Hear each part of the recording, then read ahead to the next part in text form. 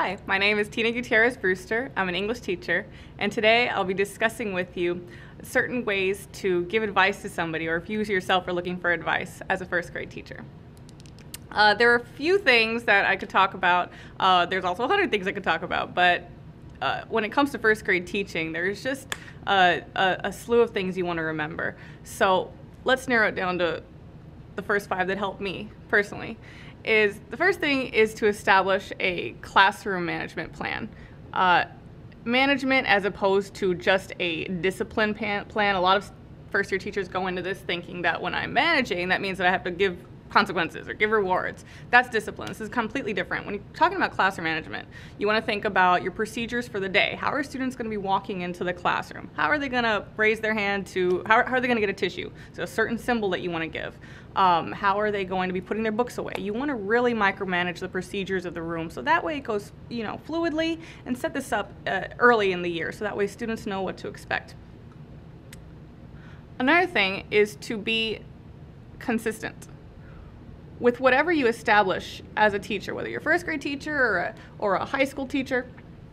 You want to make sure that whatever you establish from the very beginning, your management, your discipline plan, your reward system, your grading system, you're consistent with it, you stay true to your word. Otherwise, you can break trust, and that is really hard if a teacher breaks a student's trust, because then they're not able to learn from you because they're not going to be listening to you. So be consistent with your rules and all your procedures.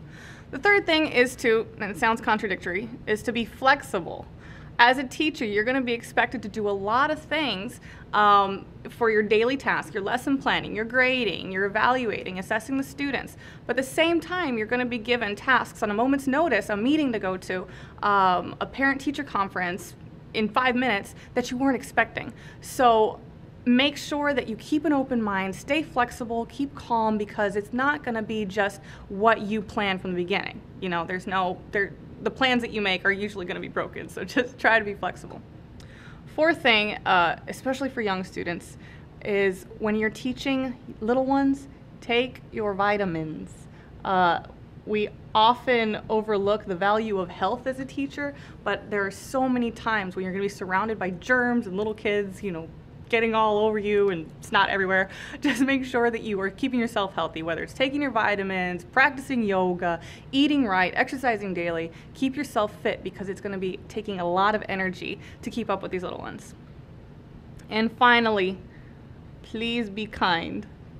Little tiny first graders will respect and appreciate somebody that can reflect as a role model the values and traits of a good person. They really, they take on to somebody who is kind. Try to avoid sarcasm if you can. I know that's part of our humor. Some of us like to do that, but to a first grader, they don't understand it. It comes off more as mean than anything else. So be genuine, be excited about what they're doing, whether it's a math problem or they're doing a construction paper activity, but stay kind.